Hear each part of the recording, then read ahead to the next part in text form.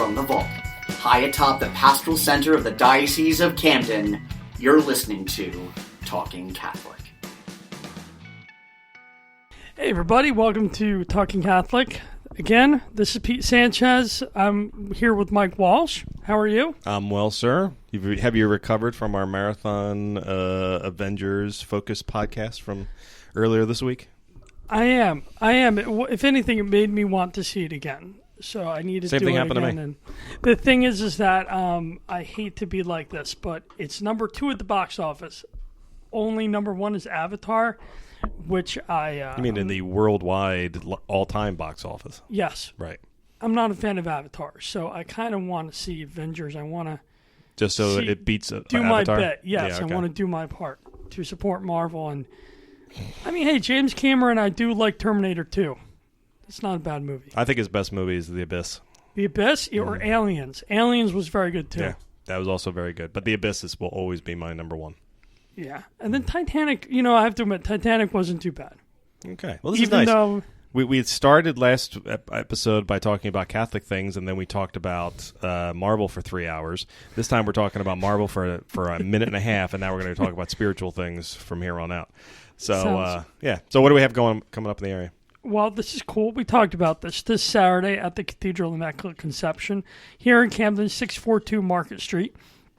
There is the transitional diaconate. 2 young men, Peter Gallagher and John March, will be ordained transitional deacons in the hope that, God willing, in a year they'll be ordained priests of the Diocese of Camden.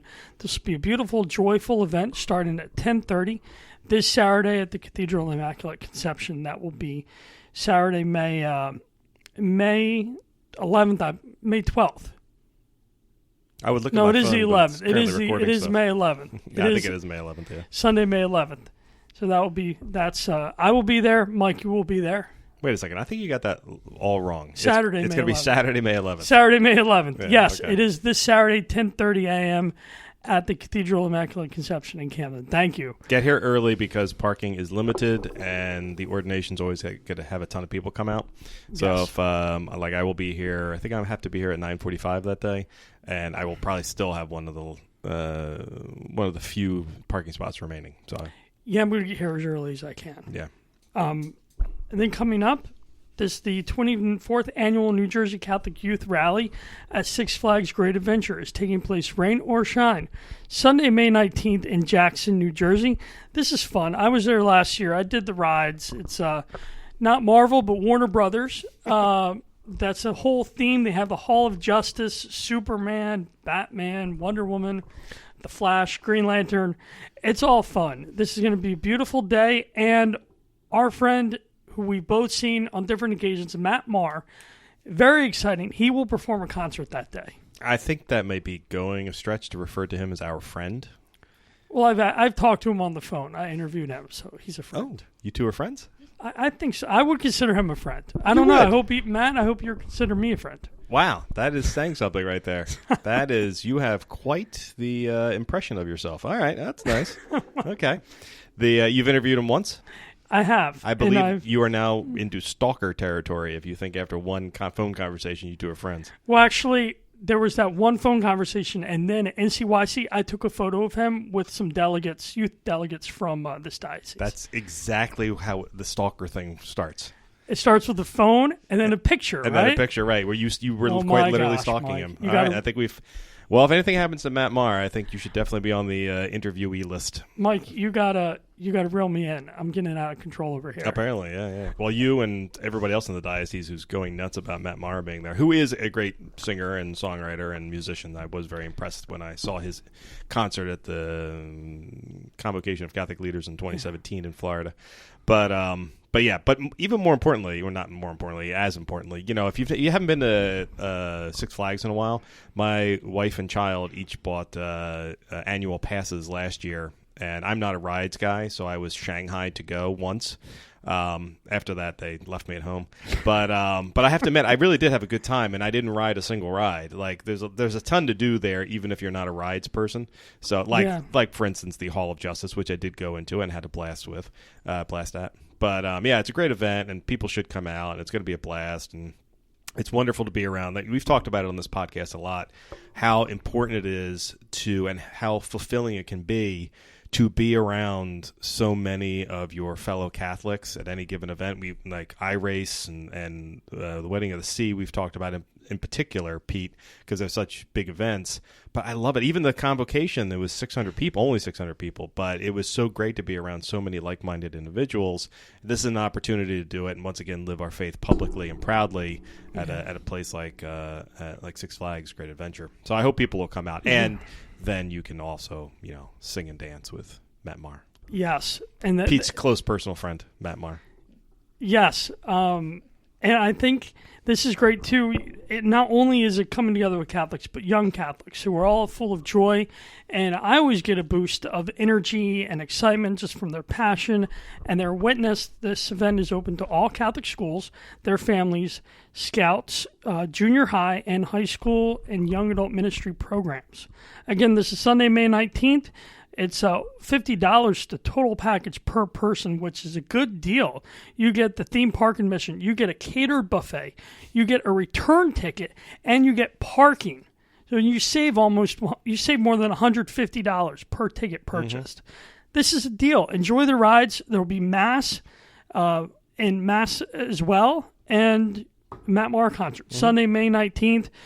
Call Martha Scuddy at 856-583-2909 to book your ticket now. This is going to be awesome. Yeah, and the food is really good.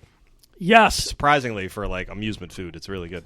I went last year, and the nachos and cheese was incredible. Really? Yeah. Incredible, you said. I did that. No, it was like the cheese and nachos and the ice cream. Only a few days after Cinco de Mayo, and you're going to classify those as truly great nachos and cheese? All right, that's saying something, sir. It's... normally I'm a cheeseburger guy, but I didn't think the burgers were that good. But I don't know, the nachos and cheese. Wait, why are we ripping Great Adventure now? I'm not. I'm just saying that the nachos and cheese you're are very whacking good. their cheeseburgers. Oh man, I don't know. They're not going to be happy with you when they hear this. All right, continue. Well, maybe they'll up their game with maybe with the cheeseburgers they'll make them so good that they'll be the best in the state. Well, you know what? Knowing that you are a close personal friend with Matt Maher and that you were personally offended by their cheeseburgers, I think you might be onto something. They don't want to offend his close personal friends. I will call Matt Maher right now and say that he should dedicate one of his songs to better cheeseburgers. There you go. Tell him to shave his beard too. I like him better without the beard. Like him,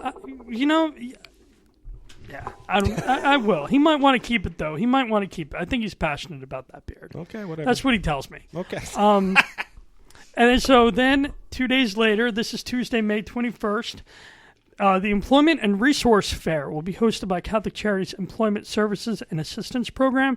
This will be at Corimba Hall, 9 North Georgia Avenue in Atlantic City. Bring your resume and dress to impress. There'll be employers ready to hire, include Walmart, Resorts Casino, The Knife and Fork Inn, Atlantic Air, Caesars Entertainment, Ocean Resort Casino, Stockton University, the Hard Rock Hotel and Casino, and dozens more. This is going to be 10 a.m. to 2 p.m. Tuesday, May 21st. So come on out. For more information, 856-394-3071 will be your contact. Again, this is at Corimba Hall, 9 North Georgia Avenue in Atlantic City, the Employment and Resource Fair. No, that's great. We talked about the other day that those always get great turnout, and I really hope to... the fact that they're doing it in Atlantic City this time, it's a whole other population that has an opportunity to take part in it. No, I think that's outstanding. I'm always excited when Catholic Charities does these things. Well, this week we are podcasting on National Nurses Week, which started May 6th, and we have a returning guest and a new guest. We have Nicole Keefer, Director of Parish Nursing. How are you? I'm doing well, Pete. How are you? I'm doing well. Thank you so much for joining us. You were Director of Parish Nursing for Vitality Catholic Healthcare. Correct. Services here. So you are Mike's, Rosemary Love, the RN Care Coordinator. How are you? I'm doing well, Pete. Although I really want to know how they are related to me in any way. I was going to say they are Mike's. They are Mike's floor buddies, Yes. like on the same floor across the hall. Yes, to which I can say that Nicole never and Rosemary once I have spoken to in whatever amount of times they've worked in this thing. Aww. That's not true. It's because we have to get people in the vault for me to actually speak with them. Otherwise, I do my best to just go right past them. So because I know they're busy, they have stuff to do. I have stuff to do. We all have stuff to do. No sense wasting time with chit chat. That's why I created a podcast so I can chat with people. Yes. There you go. I do see you at the elevator and in the hall as well. That's right, but never see me talking to you. Nope, just flying past somebody. Unless unless Karen Fisher grabs me, the Deacon Jerry's secretary. And I always stop for Karen. Anything she needs. She's great. Karen's great. There you go. She is. Love She's the Karen. best. Yes. So anyway, yes, it's National Nurses Week, so we thought we'd have a special podcast episode just honoring the nurses, and it was great to have a pair of both of you are RNs, right? Correct. Right. Correct, yes. A pair of RNs with us today, so that's great. Thank you for having us. I've been a nurse for 22 years. And I've been a nurse for 20 years. Wow, I haven't done anything for that long. And let's start with Nicole. So your family, your husband's a nurse, right? My husband is a nurse. He's been a nurse for close to 20 years. Very drastically different nursing paths. I've done more community-based. I've done neonatal ICU, public health. I've worked for Vitality before as a care coordinator. I've worked for startups. I've helped build electronic medical records for patients. I've helped virtual chronic care wellness. And my husband, God bless him, has worked in hands-on patient care for almost 19 years. And he specifically has done emergency room trauma, interventional radiology, stroke program. So same career, two different individuals. Yes. You're educating me. I guess when the mental image in my head when I think of a nurse, I hate to admit this, I do think of somebody more like your husband. But when you're talking about, you can create that database and stuff like that. That's awesome. It's a skill set I didn't know was actually available for nursing. I stumbled into the first out-of-the-box, I call it, situation, and I ran pediatric clinical trials for Temple University when Temple Children's was still a hospital before it became just a primary care practice. And in that position, I truthfully was exposed to data collection and aggregation and the pharmaceutical world and just so many different things that I just decided this is probably somewhere I need to be. And God willing, I've been very blessed and fortunate to be in some unbelievable and meet unbelievable and unbelievably inspiring nurses and healthcare professionals, but also I've been exposed to the professional end of medicine, which is so drastically different than the clinical aspect in the hospital setting. And I think that you would agree with me, Nicole, in saying that that is the beauty of nursing, is that it is so versatile. There's so many things that you can do. And people have the idea that it's just you're seeing a nurse in a hospital, which you do need to have some of that clinical experience as well. But there are so many other areas of nursing that you can go into, different parts of your life. So nursing is a wonderful profession. Yeah. How did you just talk about how did you get down this road on your vocation? You can go first. Okay, well, I would say I did hospital nursing for 10 years and I did home care nursing for 10 years. I helped initiate a heart failure program for patients in the home, and we would monitor them remotely and have them do their vitals and try to keep them out of the hospital with their weight, their daily weights, blood pressure, heart rate, SpO2. We would work with doctors and so on. And one day someone just called and said, "Did you ever hear about Vitality?" And I said, "I've never heard of it." And they said, "Well, we think that you would really be good at this. Please call Mimi Scheibel. Here's your email address. Email your resume," which I did. She interviewed me, and I started beginning of November of 2017. So it was really, and the funny thing is, I was praying. I wasn't thinking about leaving my job, but I was praying, "Lord, I think there's something else out there, and I just don't know what it is. So you're going to have to be very direct with me." And hence I received a phone call and gave my 2 weeks notice and started. And I really enjoy this position.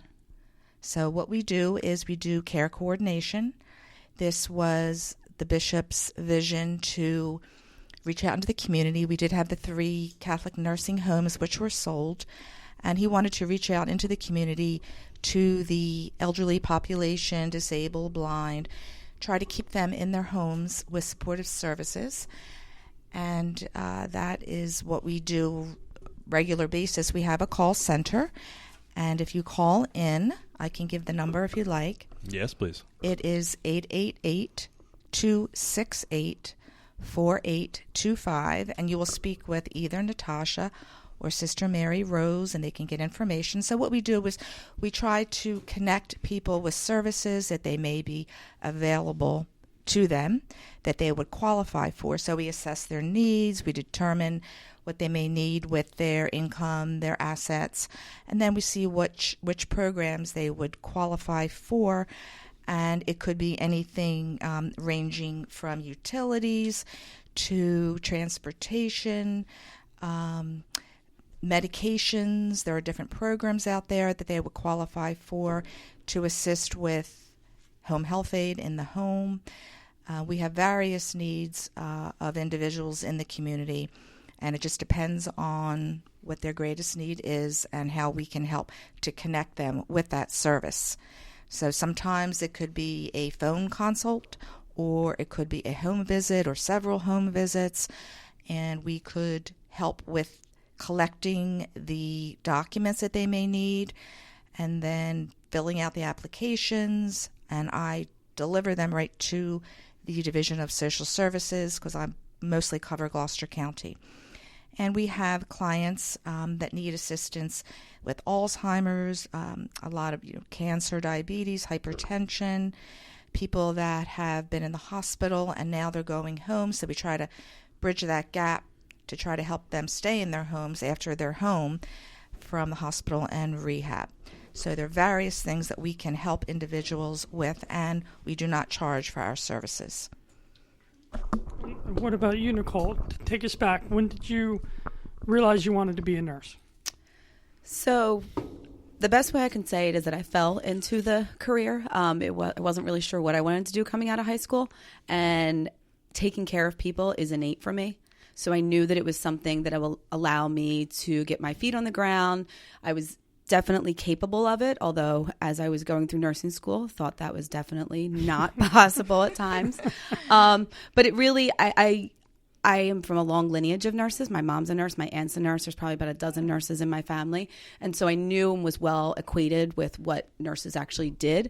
But I also knew and kept saying, I am not being your traditional nurse. So when came time, I just decided that I would try it out and see what happened. And thankfully, I was blessed enough to go immediately into neonatal ICU. I graduated during a time where there was a massive nursing shortage, and they were hiring right into ICU. So I worked here at Cooper in Camden and absolutely loved it. It was probably one of the best experiences I ever had. And from there, life's journey kind of had it so that it wasn't necessarily the best time a few years into my career for me to do neonatal ICU. And I was fortunate enough to have a manager and mentor who basically said, I will not hire you back. You need to find something else because I know you and you have much more potential. Even though ICU is a fantastic experience and it's a great place, she said, I know you have qualities and I want you to go see what you can do. She flat out refused to hire me back.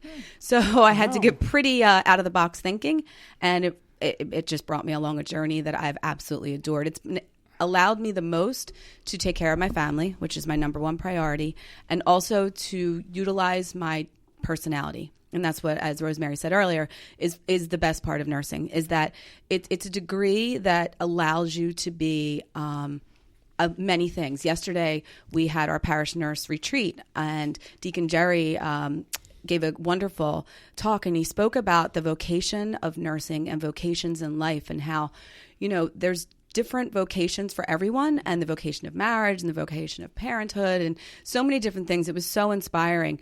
But the takeaway for me the most was realizing how much nursing really is. It's a profession by trade, and but it's a vocation, and it really is. You don't go into nursing because you don't care about people and because you don't want to help people in some capacity. And what I love most about it is that when you meet other nurses, for me personally, I can within a few conversations figure out the kind of nurse they're supposed to be, whether it's advocating or healing or hands-on nursing, or they need to be in politics or they need to be in management or things like that. And that's what I love about nursing, is how versatile it is. So, and the diocese, I've been blessed to work for them twice. I was a care coordinator, as I said, for a little bit, and then life kind of led me back to a remote position, which at the time was best for me.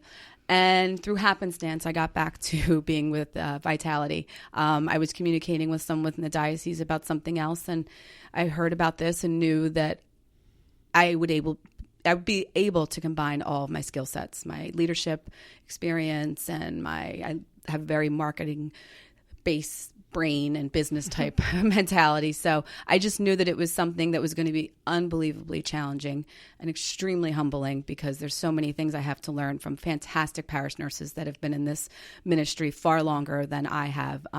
But I love challenges, and I don't really think failure is an option in my vocabulary. So I just trusted that God knew what he was doing when he put this in my path.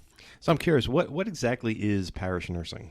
So parish nursing is a division of Vitality, and we take care of the mind, body, and spirit of patients in the community. So what that means is we do things such as educating, advocating, supporting. We don't do hands-on nursing care. Unfortunately, our licenses don't allow us to do it in that scope. But what we do is we help people. So, for instance, one of the things we do is there are presentations in some of the parishes that the parish nurse ministry puts together, and they will be on certain health topics. So I know some of the ministries have topics, pertaining to. So February is cardiac and heart awareness. So they'll do talks on hypertension and stroke and different things like that.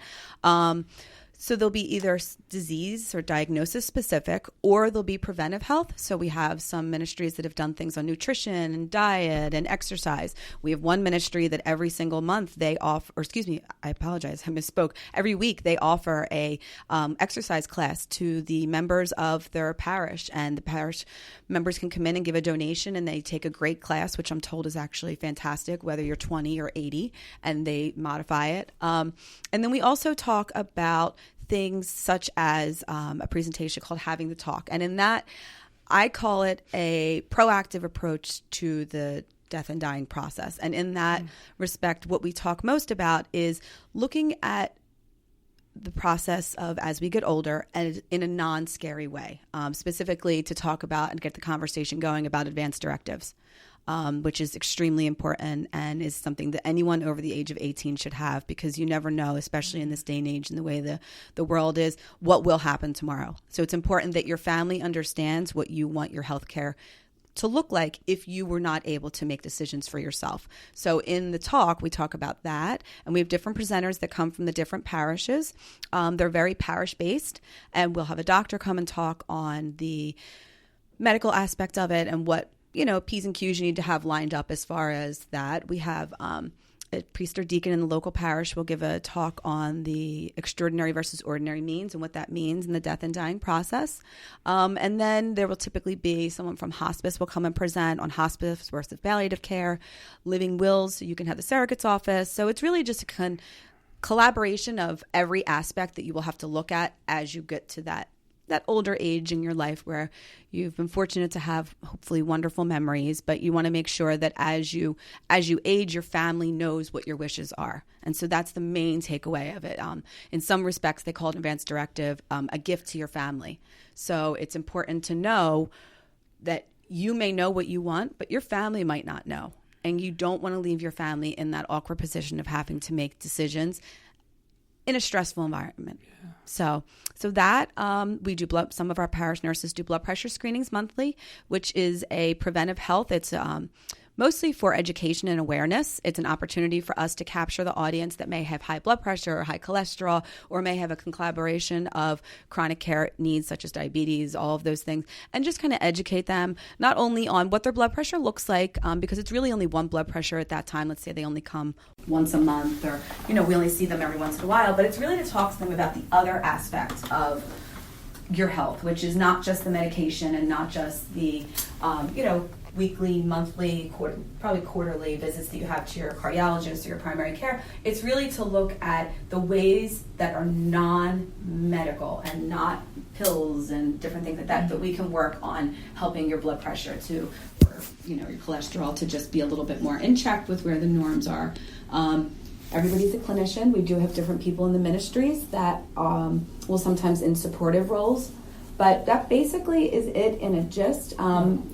We'll help explain different diagnoses. I know, my local parish, our parish nurse ministry, I live in Sea Isle, and it's just getting it's gaining some traction now, but I know that my husband and I have actually worked as quote-unquote parish nurses for close to 20 years. You frequently, I'm sure Rosemary as well, in some capacity, you don't realize it, but we do these things as nurses. I don't know one nurse who doesn't get a phone call at some point saying, my family member this, I don't know what to do, or the doctor told me to take this amount of medicine, I don't even, I'm not sure, what do I do? And at that point, you then become a support to them. Or if you have a friend that's going through a difficult diagnosis or things like that, it's really just utilizing your clinical skill set. You need to be a nurse in some respect or a healthcare professional so that you can utilize that medical information and clinical background you have, but you do it in a way that helps support the person and holds their hand in that health aspect. And I love, because this was kind of my next question, you led into it, the relationships that you two must form, being in the past 20 years. Have there been any lifelong, since you started, can you think of any that have been really profound? People you've helped, family? In nursing? Yeah. I think I've had profound relationships in nursing and in patients and in family members. As I said, you don't go into nursing because you don't care about people.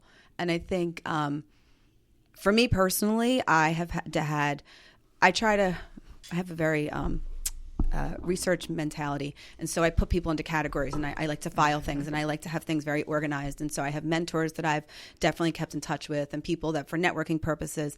And then truthfully, if I am having a difficult day, as in this role as director of parish nursing, or just as a mom or anything, I will draw on patient experiences or family experiences that I recall. I rarely ever forget the patients that really needed me, if that makes sense. And not because it was more usually they gave something to me that they had no idea that they were giving as a patient. So I don't know. Definitely. Yes. In my life, I've had, just with nursing, relationships with previous instructors, other nurses that have helped me through different periods of nursing as well. And of course, there are always patients that, especially in home care nursing, when you see someone in their home and you're helping them, and a lot of times you're just amazed at how they can deal with their disease process, and they definitely teach you a lot as well.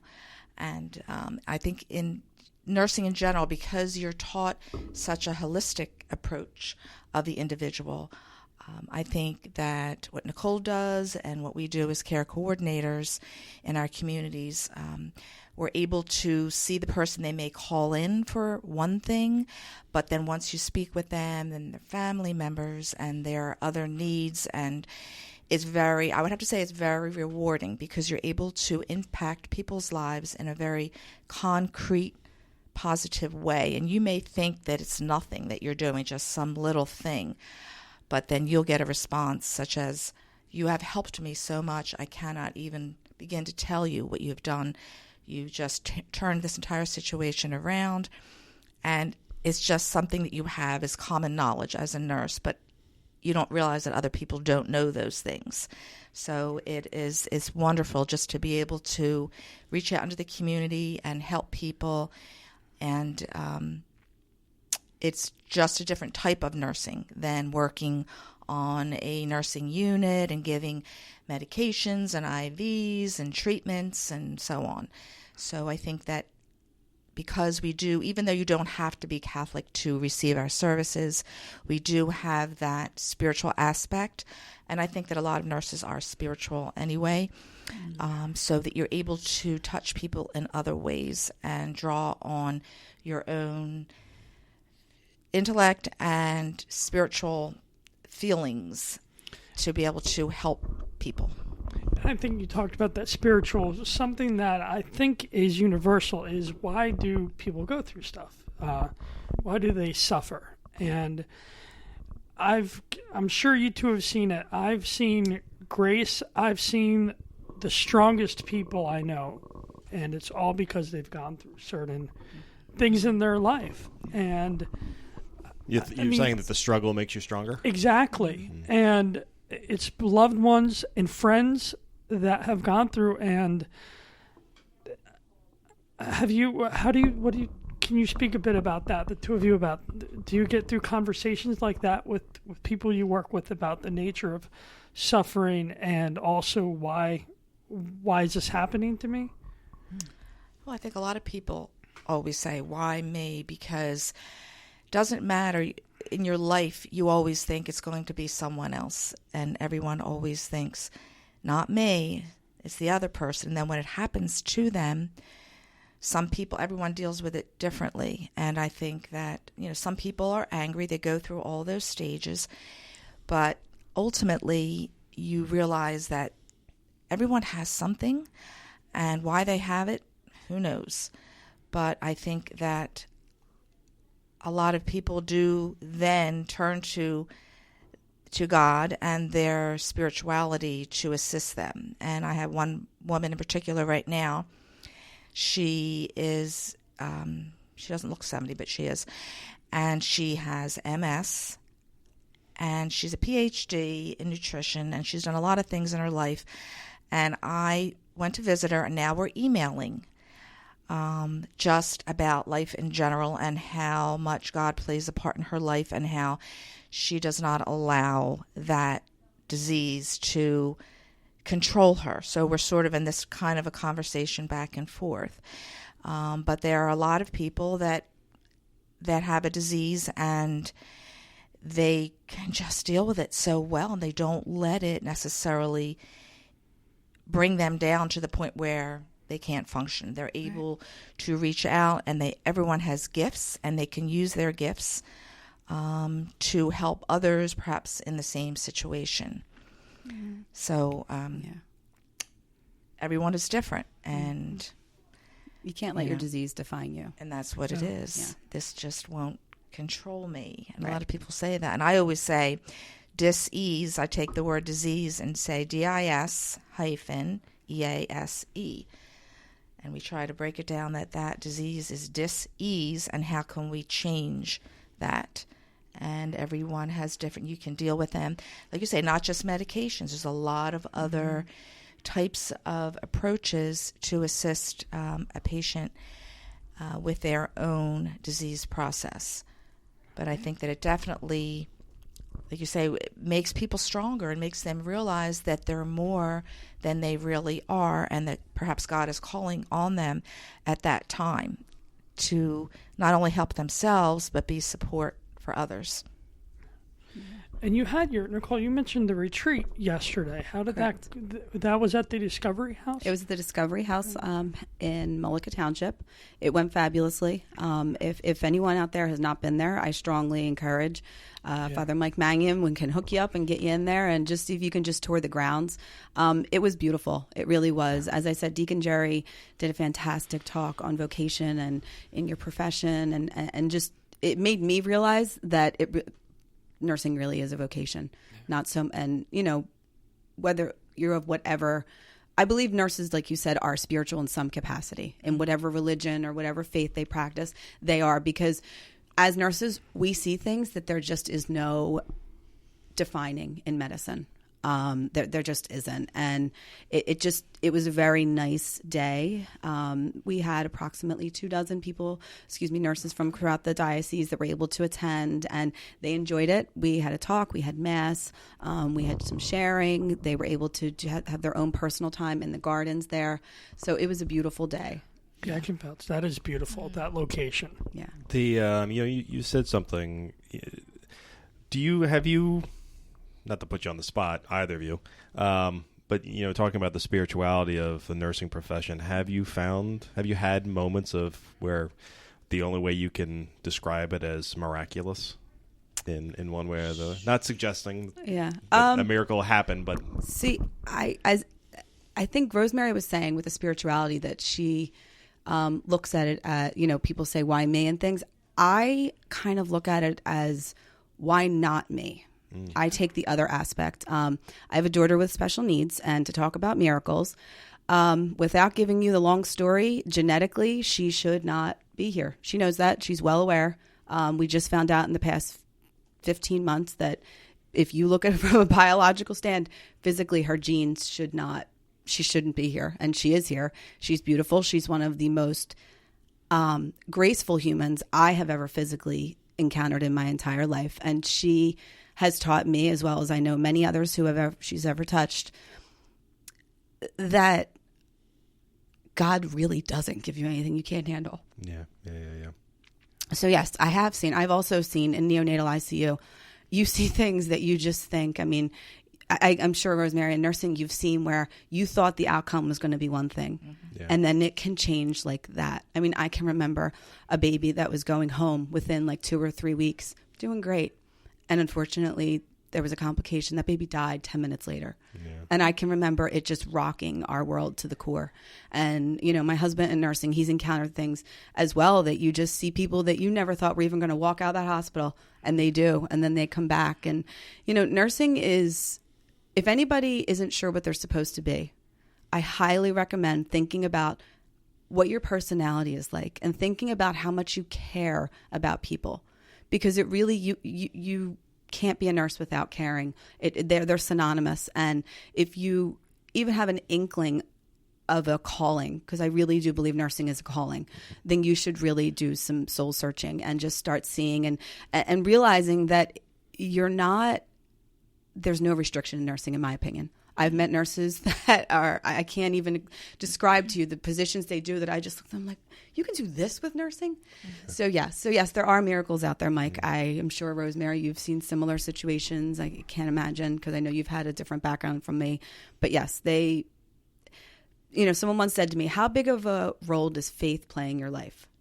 And I think as nurses, like I said, no matter what denomination of faith you are, faith has to play a role in your life, because you have to teach your patients that someone else sometimes has the reins, and you have to trust in that. Yeah. It's strange. I've known a lot of nurses in my life that I'm very friendly with, and actually I worked in the healthcare field for a while as a reporter, covering it, not working in it. And so I've been in those situations, and I've realized pretty early on, particularly when there was a gap in my professional life, and I thought about going in another direction, and I actually did look into nursing, and I was like, nope, I am not strong enough to be a nurse. The stuff that nurses go through, but particularly since I think it's just the nature of nursing, particularly clinical nursing, to make connections with the patients.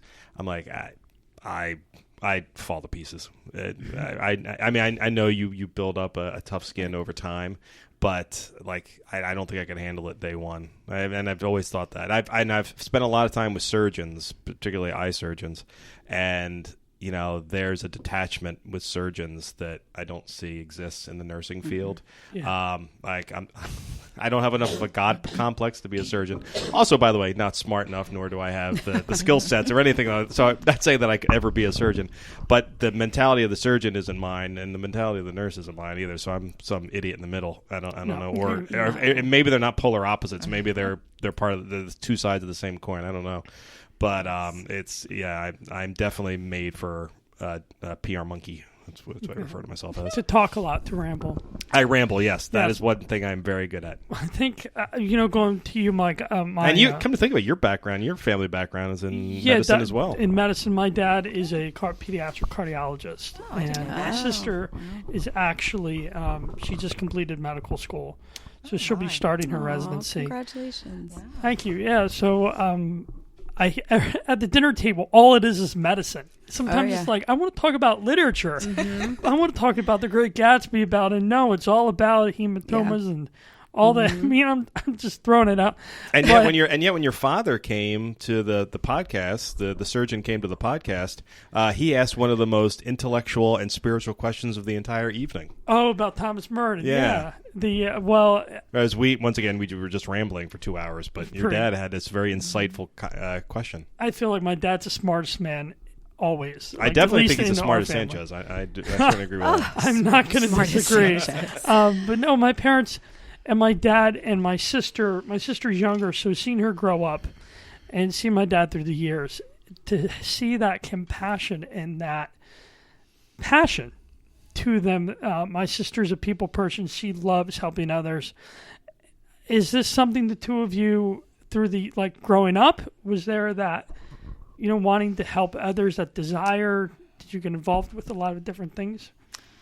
I'm not sure exactly. I guess when I was studying something previously, and then I wound up getting into nursing because I was starting out as a home health aide, not fully knowing exactly what it is, but I knew that I wanted to help people. So I started that, and then we would have nurses come to the home while I'd be at a patient's home.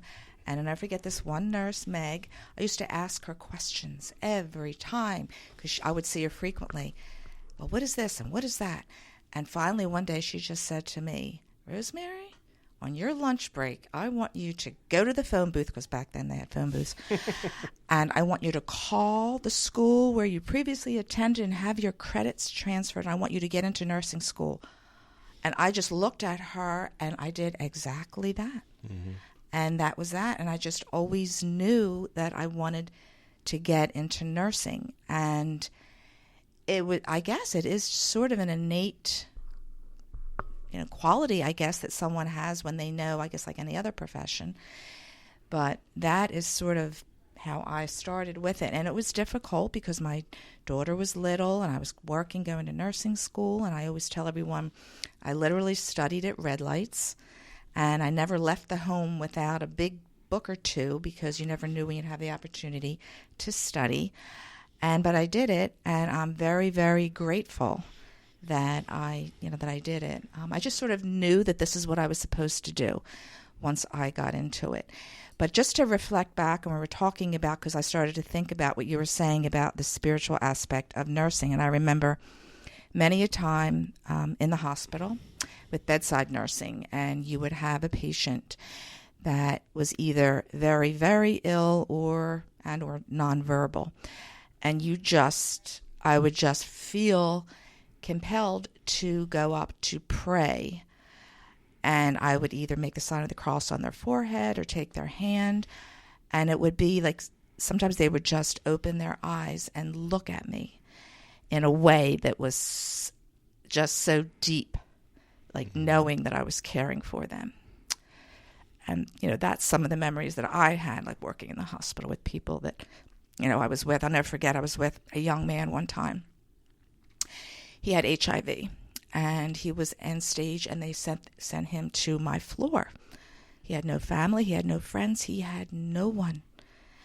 And he died with me at his side, holding his hand and praying at about 3 a.m. And it was just, it's so emotional. And, but they're the kind of things that you think about, just with helping people more than even helping them with, medications and that treatments and that sort of thing. But they're the moments that you kind of remember in your life. Mm-hmm. Yeah. What about you, Nicole? As far as how you got started? So it's innate, to be honest. That's the only way I can say it. I'm from a fairly large family, and I was helping people from the time I was little. I'm the oldest, and so it just felt like where I was supposed to be. I originally wanted to be do like exercise physiology. Mm-hmm. And my mom, as I said earlier, is a nurse. And so I went to Paul VI High School, and we had to do community hours. So I did my community service at St. Agnes Hospital in Philadelphia when it was still St. Agnes Hospital. And I went into the cardiac rehab because that's where my mom was working. So I worked there, and I helped in PACU as well because my aunt was working there. And the cardiac rehab, I went and talked to my mom's boss because she had a degree in exercise physiology and in nursing. And I said, I really think I want to do it. And she said to me, go get your nursing first. She said, I'm telling you, go get your nursing first and then go back because you'll be able to hit the ground running and then you can get the hospital to pay for you to go back to school. So I don't really like being told what to do, but I decided to listen to that and I did it. And then truthfully, when I got into NICU, I mean, I was devastated initially when my boss told me she wouldn't hire me back when I had to leave for family reasons and such. But in hindsight, it's the best thing that ever happened to me. But that's pretty much how the story went. I have not gone back for exercise physiology. I have, however, utilized every educational opportunity I have and tackled every aspect of chronic care, wellness, and education. Because I think right now, one of the biggest things we need in this country specifically is preventive health. Mm-hmm. We need to get ahead of some of the chronic care issues we have. And there's so many small things that people can do every single day that can change. So you mean like the fact that I wake up with a bad back every single morning, my knees are shot, I can barely some mornings move.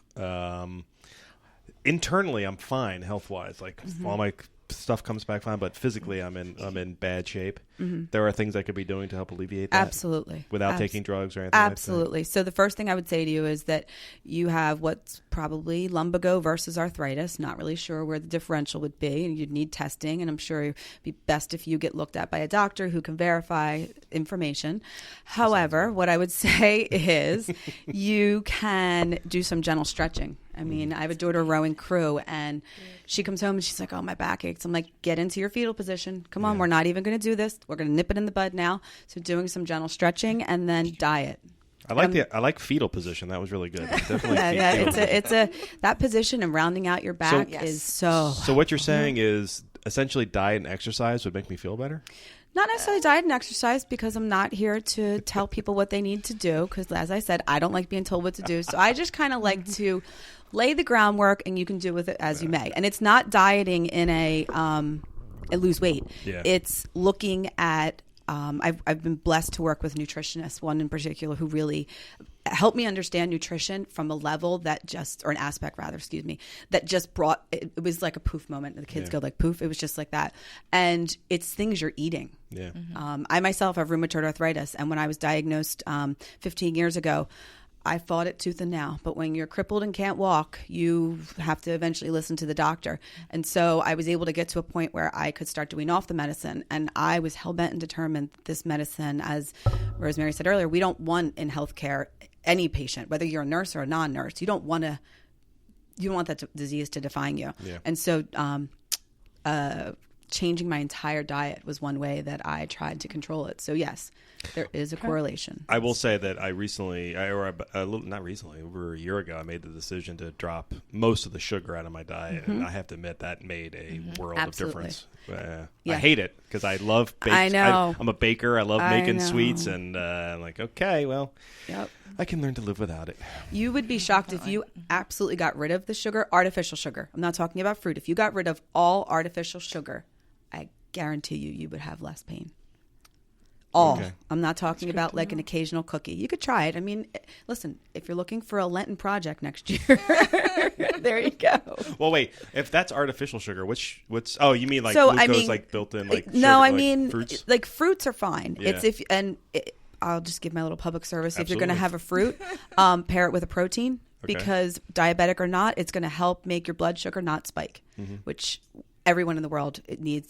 The more normal your blood sugar, the better you're going to be as a person. But what I mean is breads and cheese. No, excuse me, not cheeses. There's any kind of like baked things and baked goods and anything that has that sugary carbohydrate, not fruit derivative. Right. Yeah.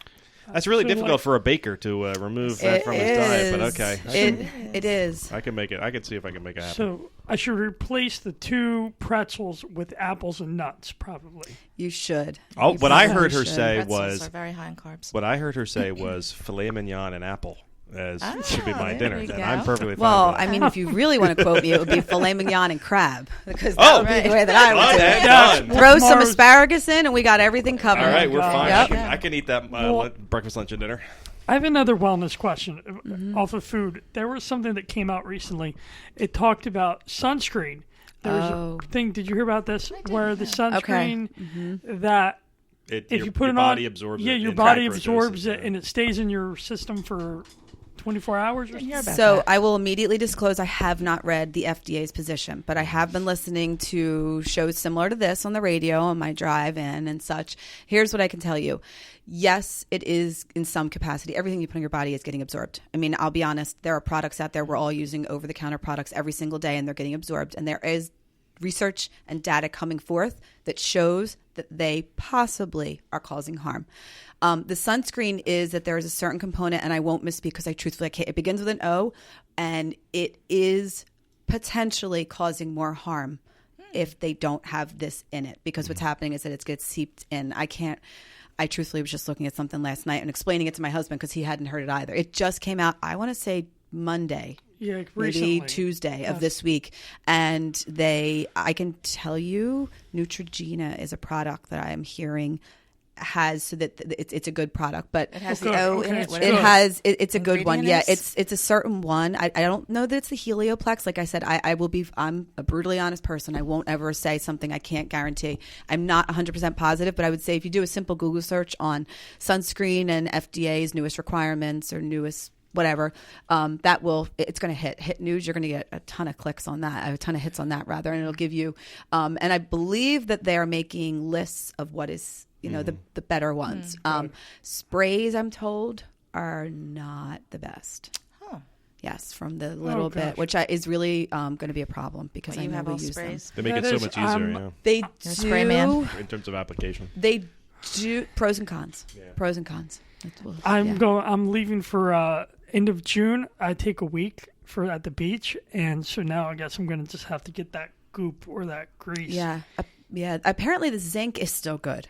Because it doesn't really get, but if you think about it, zinc doesn't get absorbed in. It still sits there. I mean, my son uses it for baseball, and he comes home and he still has it on. Right. So you have to wipe it off. So there are just do a little bit of research, and as everything in medicine and with the FDA and all, next year it might be a different recommendation. So I'm not Exactly. saying Always changing. take it with a grain of salt and just do some research before you just read one thing. Dr. Google, I hear, Or Dr. Pete, Google's not. Pete, in your case, just don't worry about it at all, and just go without sunscreen and just absorb gosh. all of the. He's a skin type 1. That can't Yeah, happen. I know. She was just I worked in I got the- dermatology. He's a skin type 1. No. Oh Yeah. my gosh, you are totally freaking me out now. I'm so scared. No. Dude, No, that's because not I freaking get- you out. You are I you are tell virtually people- fluorescent. Yes, You are exactly. baby pink. I You tell are. people I don't tan, I burn. You do. You do. Exactly. It's Your really- pigment doesn't have no enable melanin. you to be. Yeah, you don't have the correct pigment. Not correct, but the pigmentation you have doesn't allow you to tan. No, I'm blaming my Scottish heritage mom instead of my blame Cuban dad. I Exactly. wish I'd gotten that Cuban. Yeah, I wish I'd gotten that Caribbean skin, but I did not. I got the English, Irish, Scottish from. I blame William Wallace. I might be related to him down the line. I got lucky. I got mostly Italian skin, so I very rarely burn. But I still wear my Gonna have stuff. to. You know what? I actually was under the misconception that if you tanned, you didn't need to wear sunblock. And I was very educated by a dermatologist. And actually, in some instances, people with darker skin types are more susceptible. Yeah.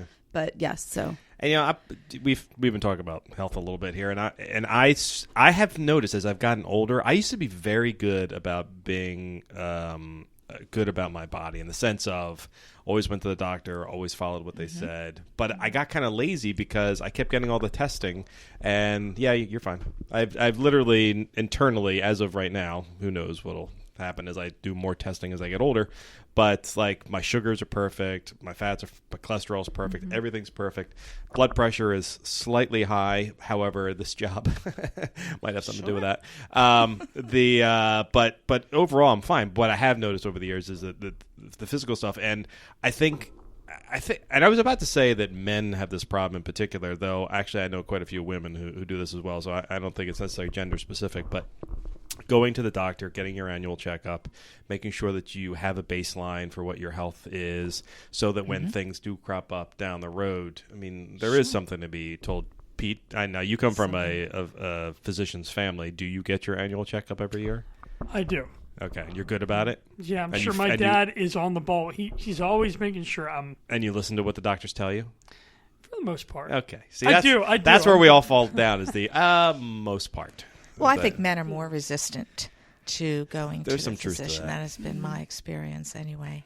Yeah, I've noticed that as I've gotten older, I've become more resistant to it. Only because now that I'm getting older, I'm more afraid of what they're going to say. Like when I was younger, I was like, I'm walking up, I'm perfectly fine. I'd walk out Yeah. perfectly fine too. But And now knowledge is power. it is. It is. No, you're So- right. And if you know what's going on, and there's ways to prevent it, Yeah. like that blood pressure, go for a 20-minute walk a couple days a week. Yeah, I It's really gonna do come need to down. do that. Last year I was really good. I'd gotten into cycling, and I'll tell you, bicycling, and I because I have bad knees they're damaged knees. There's nothing I can do Right. about it. I can't run anymore or anything like that. I can barely play sports, but bicycling was outstanding. I felt so good afterwards. And I did it all the way up until I did it throughout the summer into the early fall, and then we got busy for work and life, and I stopped, and I haven't picked up again in 6 months. So last night it was like, I don't really feel like putting on my bike shorts. I'm just going to go for a walk. And I went for a walk. I did a 2-mile walk, and that was good. But it reminded me that I really got to get back on the bike. Yeah, cycling's great, especially for knees. It's not as harsh on it, and it's great cardio. And it actually made my back feel better too. Yeah, 'Cause imagine that. I Remember we know. talked about it a I few know. minutes I ago? can go to the doctor. Bicycling is good for a lot of different Yeah. things, Yeah. even different diseases. And there's even some research, even it helps with Alzheimer's. Oh, really? Yes. And Well, that I I'm think always it's, worried about. is it MS? I believe MS that's one of the regular treatments, just people having Really? a stationary Mm-hmm. bicycle Wow. in their home. It is amazing that it really is so simple to take care of our health, honestly. I mean, if you're in fairly decent health to begin with, it is rather simple to look after yourselves. We just get lazy. It's a lot of times it's just the basics. Yeah. What you eat, what you put into your body. Mm-hmm. Do you get enough sleep? Are you drinking enough water? That sort of thing.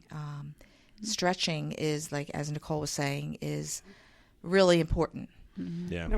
I stretch regularly, and it definitely helps anybody that has any type of problem with their back. It's really beneficial just to get on the floor in your bedroom or living room and just stretch. And there are different basic stretching techniques that you can use. And, I'm telling you, it definitely helps. And the other thing that I think people don't often think about is doing things in community. Like my parents were doing really well for quite some time. They were going to Tai Chi classes twice a week, and that really meant a lot. And then good friends of mine are CrossFitters. Now, I did CrossFit for a while, and there's a lot of impact stuff to that. However, what was beneficial for them was the sense of community in the was gonna say, CrossFit. the community. It was the community. So they were able to keep up with it, and both of them, it was a married couple.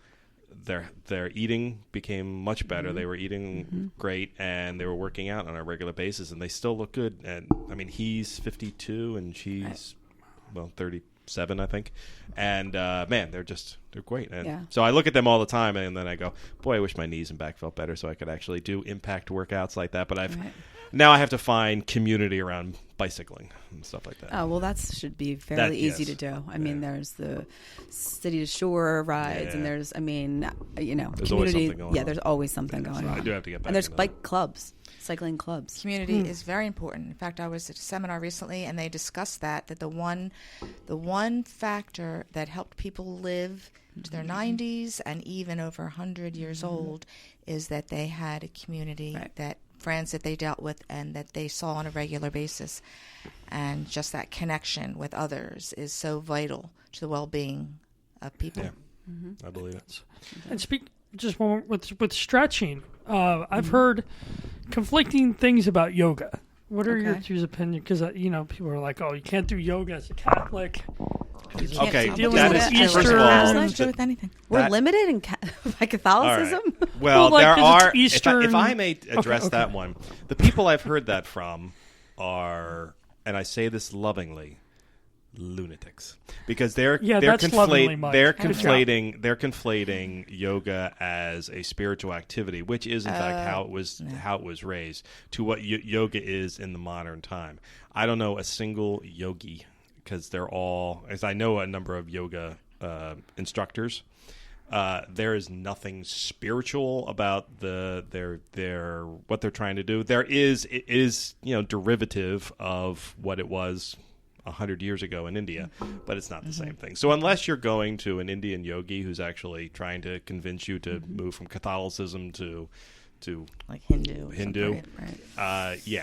There might be an issue there, but otherwise, no. And I say that, remember, lovingly. Thank you. Because I know a couple of them are listeners, and I don't care. Stop spreading that rumor because please. it's a health benefit. Yeah, I'm just saying. Nicole. You know what? I can tell you very quickly. My mother will be 99 on the 14th of this month. We grew up doing yoga when we would get home from school, and we all had to do it as a family and push the furniture back. And we had the 33 RPMs, Richard Hittleman, and we all had to feel the solar plexus. We all did different types of yoga, and it was a requirement. And we were very traditional Italian Catholics, going to Mass and very involved in the church and whatnot, and 12 years of Catholic school, but it had nothing to do with religion. It was exercise for the family, the way my mom looked at it. So, Well, my sister is, I guess she's a yogini, I think a female yogi. Oh, okay. And she heard of that. was talking, she talked about this, and I've thought about, I was like, well, maybe she can teach me some stuff. Yeah. But, so I don't know. Doesn't hurt. It's surprisingly. Yoga has health benefits, too. It helps with digestion. It helps with anxiety. It helps with stress. It helps with, I don't know that there's a disease process out there yoga would not help with. Now, of course, the disclaimer is do within the scope of your ability. And don't try and do that. And, I've never heard of this. Yoga, Catholics can't do yoga. It's very rare. It's the first time I've ever heard of it as well. I mean, man. There are some diehard people That's strict. who find there's a religious aspect. I'll tell you, hey, here's my answer to that. You find me the Catholic version of yoga, and I'll do that instead. Well, but it doesn't exist. Actually, there is. Go ahead. Oh, no, Nicole. So, one of the Parish Nurse Ministries is going to be starting coming soon. The person that's going to be the coordinator there, it's Parish Nursing is parish based, and I am over all of the different parish nurses. And at the parish level, there's the coordinator, and then there's the nurses of the parish nursing under them. And this coordinator wants to participate in this. I believe it's called it's Soul Core, I believe. Soul Core, yeah. Soul Core. That's what I was going to talk and about. Okay. it is, I actually just can't find a day to go because there's none here in New Jersey. They're proximal to us. And it's praying the rosary incorporated with exercise. It's not necessarily yoga. It's fantastic. Truthfully, I've seen videos of it. Wow. And the woman came about because she was going through some difficult times, and her mother and father had raised her Catholic and taught her that, pray the rosary. And so she found that she was running when she was praying the rosary, and some things happened, and life's journey led her that she now incorporated a full workout that is similar to yoga, but not yoga. Wow. Yoga-esque with praying the rosary. And it's Very interesting. I love it. That's outstanding. That does sound pretty good. It does, yeah. I knew we were going to talk about nursing. I didn't really we were going to get into fitness as well and healthcare. This is truly, this may be the most beneficial podcast we've ever written or recorded. We need to do this with the two of you every 4 months. I think just to, You think? that would be fun. Yeah, we can totally do. I also think we've found our medical experts for from now on when we have podcasts. No. We just have to give them a heads up beforehand so that they can do the research before they come on. Summer is coming up. We'll have to do summer tips.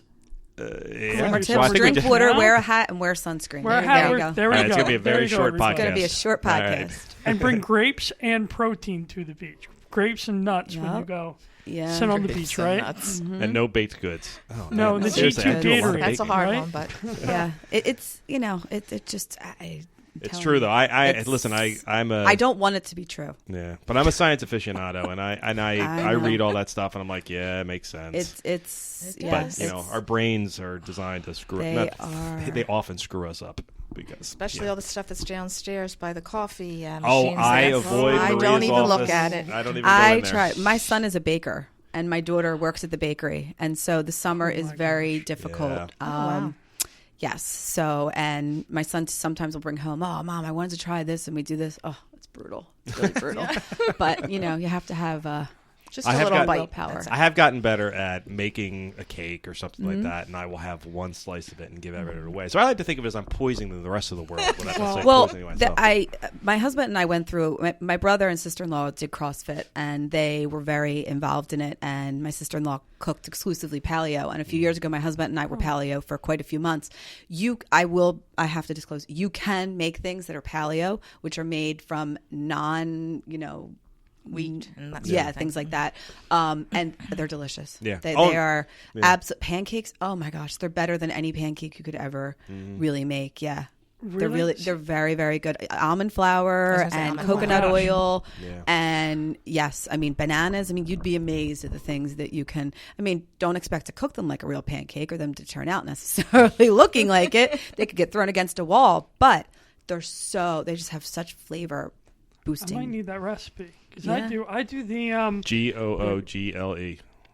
No. paleo pancakes. No, because I do the there's the brand Kodiak cakes, the protein pancake. I don't know those. They're good, and all you do is it's just the mix and water, and you just put Okay. it. It's actually Well, my one of family the does that. keys to better living is actually not using processed food. I was just going to say that. Yeah.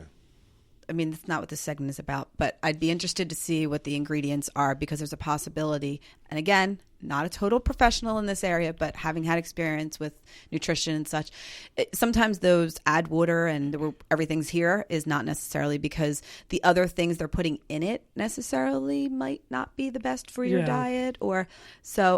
There's ways to replace protein in a natural way and use all fresh ingredients. I mean, yeah, I could go on for a long time. yeah, the paleo This is kind of pancake, one of I'll my have to things. Google. No, that's cool. No, I'm always looking for good healthy breakfast.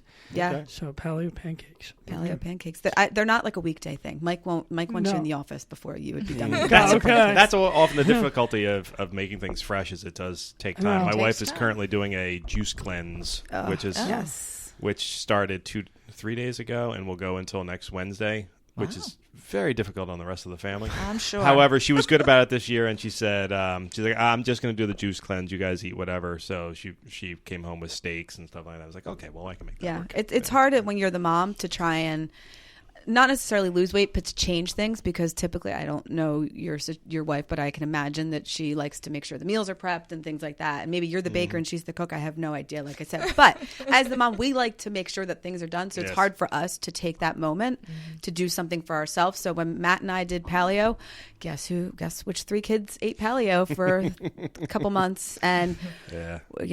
gravy was not coming all that often. My son finally was like, "Are we ever having pasta again?" And yeah, because my husband said we're not having no spaghetti squash. We're not going that route. We're zoodles or anything. We're just not going to have pasta. Well, anytime you change your diet, and I went on Weight Watchers a year and a half ago, and I actually did find it very useful. But it was because I didn't look at it as a diet. I looked at it as a change in my routine and a positive change in my routine. And most of those things I've been able to keep. Easter, for some reason, really screwed me up this year. Well, Easter and the convocation, actually. And Heather was at Nicole, sorry. Why did I have Heather come to mind? Nicole was at the convocation, and she and her husband were our on-site nurses. And you're just running around all over creation, eating whatever's in front of you. And I just couldn't. I just ate everything. Your willpower, everything. During stressful times and busy times, the convocation was extremely busy. You just have to, but that's where preparation comes. You Yeah. know, if you're going to try and stick to a healthy routine of eating and exercise, you have to prep everything. I mean, Yes. you have to take like an hour or two on like a does take Sunday, a time. Monday, whenever it is going to fit into your life, and Yeah. do it. Yeah. And yeah, you That's tricky. your body will thank you, and it helps with mental clarity as well. So that's That's for sure. Mental clarity is nice. I could use some more of that too. However, unfortunately, we have to wrap up. But thank you both very much Thank you. for You're sitting down welcome. with us. This was outstanding. That's a This was pleasure. Thank you for far having more than we us. could have possibly hoped for or expected. So you are both invited back anytime you want. Okay. Pete, you book them as often as you can. Yeah, I can think get like 'em. we have a resident. I'm telling you, I'm health using the healthcare questionnaire, experts, yeah. whether they like it or not. Anyway, Like we got our Dr. Oz here. that's there you go. Sure, there you go. I am not qualified to be anybody's doctor. But All right, well, experts, thank you. that way. Anyway, thank you very much for joining us. Thank you, everybody, for listening, and we'll talk to you again next week. See you, everybody. Thanks.